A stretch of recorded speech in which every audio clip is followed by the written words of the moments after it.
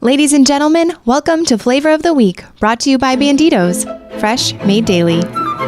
In Flavor of the Week, Kyle sits down with one of our local priests over 4 different episodes to sample variations of a favorite food or drink while they discuss the ins and outs of life as a priest. Welcome to Flavor of the Week, Part 4 with Father Dave Voors from St. Elizabeth and Seton. I'm Kyle Hyman. We're here at Banditos trying the crispy. We've done 3 flavors already, the chorizo, the shredded chicken, we did the roast beef, and now are you ready for the ground beef? Ground beef. Okay. This would be more the basic one that I would be more used to as a pizza. Yeah. And every week I've loved each one. This looks more just kind of like your standard kind of taco kind of too. One. It's like taco meat and beans and good cheese. Mm-hmm. One moment, I'm gonna take one more bite. Okay. You don't have to decide now. We can let it marinate. It's a pizza. Mm-hmm. It can't be bad. Mexican pizza. It's a Mexican pizza, yes. Well, several times over the past 3 weeks, you've talked about prayer life and the importance of holy hours for seminarians and things like that. When did you start developing an appreciation for holy hours? Probably back in seminary. We did put in holy half hours, I know. And every once in a while we had a longer period of time. But it was probably, I'm not even sure anymore. It's been a long while that we have holy hours. But in the last 10 years, my emphasis is more personally and daily holy hour. And I would say probably 5 out of the 7 days of the week, I'm able to get a conscious, willful hour of prayer before the Blessed Sacrament. I try. We have it worked out in parishes that we have a group of people of 115 people right now at St. Elizabeth's who are on a flock note, so they get a text. Uh-huh. And every day I'm just asked, "What time's your holy hour, Father?" And I would say, "Okay, 2:30 to 3:30." They put that flock note out. I put Jesus out on the altar in the monstrance, and I get my holy hour in. And we'll normally get anywhere from 1 or 2 people with me to a whole bunch of people. So it forces me to show up.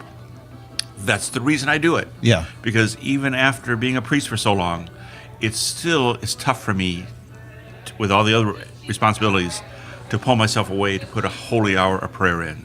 But if I schedule it and say this is it, and I know other people are going to show up, I'm there, and it works out pretty well. Okay. So it's been a great thing to have the holy hour like that. Uh-huh. You mentioned that it wasn't quite as emphasized in the past as much as it is now, and that our seminarians are really encouraged to do that. Father Andrew Budzinski makes that, kind of a priority for them.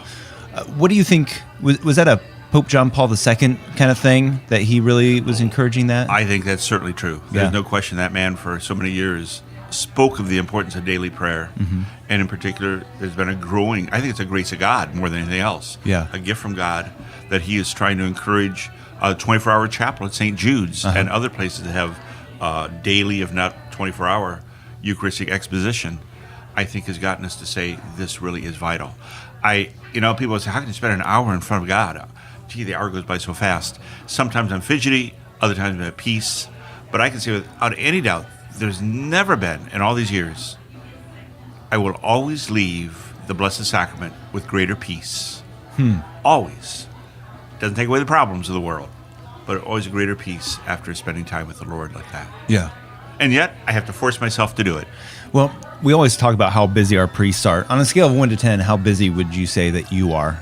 Let's get 1 to 10. I'm probably I've got to say 7.8. Okay. Yeah, there are priests busier than me. Yeah. Father Glenn Corman, who I know has been with you before, he is intense. He just doesn't stop. He just keeps going. And I'm there saying, wow, I work hard, but as I age a little bit, I'm slowing it out a bit too. Yeah. But I still work hard. But that prayer life just needed. Mm-hmm. And before the Blessed Sacrament, and my holy hour is made up of different things. The most traditional would be, I normally will put people in front of the Blessed Sacrament first when I first get there. Now, explain what that means. Well, for me, it means I take out my cell phone, which I don't encourage other people to do unless you're doing something like this. I'll take out my cell phone, and I have a list of maybe 30 people that I will send a quick text that just says, you are before Jesus Christ in the Blessed Sacrament, before the monstrance during my holy hour. May you be open to his grace. Something like that, I send them to him. And some people get that text every day when I'm doing this. And they will respond back, thank you. I appreciate the prayer. Really having a lousy day, I need that prayer, whatever it may be. But it encourages me that I'm not there just by myself. Some of my best friends, some of my family members, stuff like that, are right there in that chapel with me. And that encourages me to do it. So I will text these people, even Bishop Rhodes on occasion, on special events like Pentecost, things like that. I will send him a note saying, Bishop, you're always there, but you're there before the Blessed Sacrament. But with Bishop Rhodes, I always put him right up, front row, right-hand side, right in front of Jesus Christ, because I know he would appreciate that. Now, I've gotten these texts before. Yeah? And I don't know if you know how much of an impact it has. Just knowing, just the thought of that you are praying for me and my family at a holy hour just means so much. And sometimes I respond and with thanks, which isn't a fraction of how thankful I am. Sometimes I feel bad responding because I'm like, well, now I'm going to interrupt his prayer because he just said he was praying, so I probably shouldn't take some Once back. I am done sending that out, my phone is turned silent. Now, when you say that you set Bishop Rhodes up on the front right, are you actually visually laying them out in the pews? And I hate to say this, but the first 15 minutes of my holy hour is putting all these people in front of the Blessed Sacrament. So Bishop Rhodes is on the very first right side. Other priests I'm praying for are right beside the bishop. On the other side are deacons that I'm praying for. And then the rest, there's my mommy's right in front, good friend over here on the other side, and the rest just go into the chapel. But I do consciously put them in spots within the chapel. It just helps me. Yeah, I think it's to amazing. do it. And then Kyle, like yourself, if I don't get a response after a few times, you're bumped to the back of the list. So that's the problem. And that's the problem. But normally I'm going through this list still. I don't do everybody every time. Yeah. On special occasions, I do spend more time putting a lot of people out just to encourage them to pray. And I think it's just good for them to see that I'm praying and their presence is important in my life. Just like yourself and your wife always had a good influence in my life when I was down in Decatur. Well, thank you. But I enjoy doing that. That would be the first part of the holy hour. I then will normally pray a rosary. Okay. And again, I try to think of all the intentions I want the Lord to bless. And then I do a little bit of spiritual reading. And sometimes if there's a group of people there, which there normally is, we'll ask, would you like to close with the Divine Mercy Prayer, chaplet? And we pray that then. But it doesn't have to be that. It's just, I really need more quiet time. Yeah. That's going back to being an introvert. Yes. And that. There's no question like that. But that prayer style of the holy hour is the vital part of my prayer style. Yeah. And then early days, also the charismatic movement has been a good influence of me, of just being able to be aware of God's grace being used in my life. It helped me with my introvert. You mentioned introvert. I am an introvert. I do not like walking in front of people. I don't like going to meetings just because there's people there and things like that. I'm not that good with remembering names. But I remember my mom and dad were indirectly involved with the charismatic style of prayer, not wildly or anything like that. They just, good friends of theirs went and they would go encourage it. So I was sort of involved with it too here in the Fort Wayne area, and then also in the seminary a little bit. I was assigned to a charismatic group. And I remember hearing a priest talk. He was from California. I don't remember his name right now. And he walked off around the altar for his homily and went among the people. And it just so impressed me. And I told God, if I could have that gift of walking away from the podium and walking down into the middle aisle, if you give me that gift, I will try to use it. And that next Sunday at Mass, I'm pretty sure I might have been at Decatur, might have been Our Lady of Good Hope, though, that I did that. And my gosh, I was just amazed. You walk out there, and I remember what I was supposed to say. It was just very nice. Yeah. And so, for the most part, that gift was there to not just give a stoic talk, but to put a little bit of enthusiasm into it. So thankful for that. Yeah. Talking with Father Dave Voors here for Flavor of the Week, Part 4. Wow, is it Part 4? Yeah. Yes. A lot of food. We've tried all 4 flavors. They actually have a 5th flavor, a seafood. But we did all 4 of the meats that they have here for their crispy. And your favorite was the roast beef. Roast beef. I think my favorite would be the chorizo. But all of them very Chicken good here. was good too. You mentioned the rosary. Rosary. Yeah. Is that Like the rosary. pretty important for you? I can't say, unlike a holy hour where I really feel peace after I pray it, I can't say that I feel any peace after praying the rosary. I hope that's not scandalous to anybody listening. But I just know the value of praying the rosary. I remember back in 7th grade praying it with my grandma, which I'm just so thankful for. God rest her soul. I'm sure she's in heaven. But I remember praying with her, my mom and dad. We used to pray it during Advent and Lent as a family and stuff like that. I used to, when I was punished, I'd have to say something 50 times. I took my rosary out of my pocket and used that to guide me to whatever I had to pray. But the rosary is so good for me.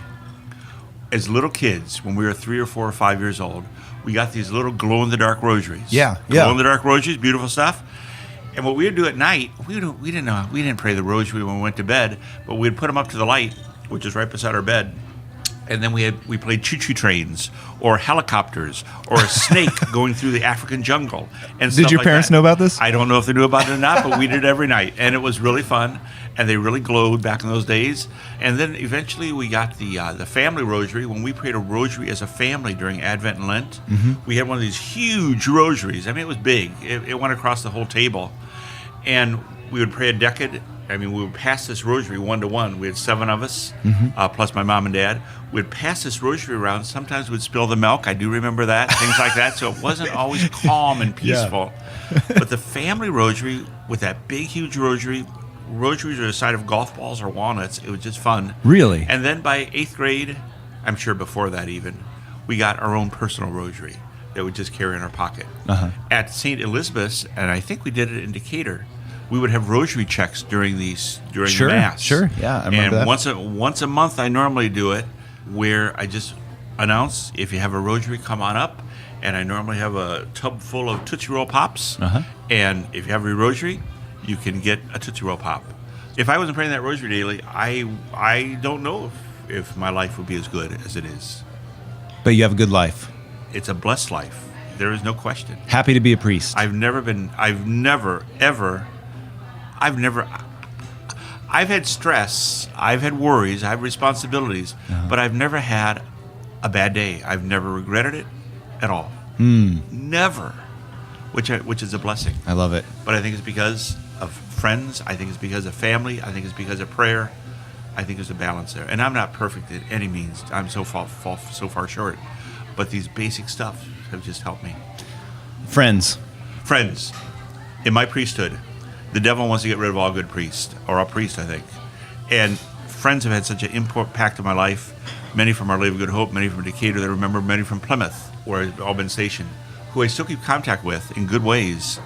And they're the ones who encourage me to pray. They're the ones who, they love to talk about the faith and the value. And they share about their kids and now their grandkids, of how these people, they live the faith, and they love the faith, and they love the church, and they love the Holy Mass, and they love holy hours, and they go to the things the diocese has. And all that stuff just reminds me, I am not alone in this. We are doing this with priests and with laymen and other people, and it's just good. Find good friends. Yeah. Define or find? Find. Find good friends is what I would say. Yeah. Because not everybody is. Yeah. Well, this has been so much fun. I wish we had another 4 episodes, but Kyle, the thank food's you so been much. good, but the company has even been better. Oh. Yeah, I mean that. Well, I can definitely say the same. Thanks so much for taking some time out of your 7.5 out of 10 busy schedule to join us, have some Banditos food, and share a little bit about your faith, your journey. Can we get your priestly blessing before we go? I'd truly love to. The Lord be with you. And with your spirit. May Almighty God bless all the listeners, the Father, the Son, the Holy Spirit. Mary, stand guard. All right. Well, thank you so much, Father. Thanks, Kyle. God bless you. Again, we've been here for Flavor of the Week, brought to you by Banditos. You can try any of their 5 locations. Banditos, fresh made daily. And it's good. And it's good.